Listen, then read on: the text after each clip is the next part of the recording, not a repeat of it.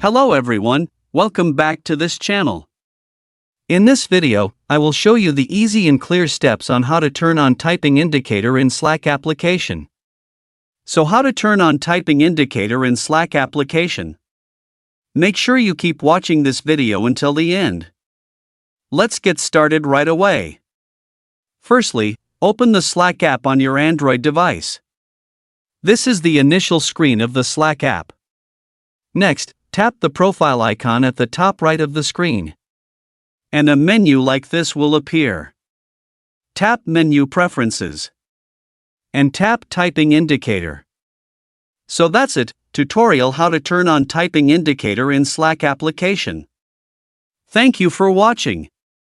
I hope this video was helpful. See you in the next video.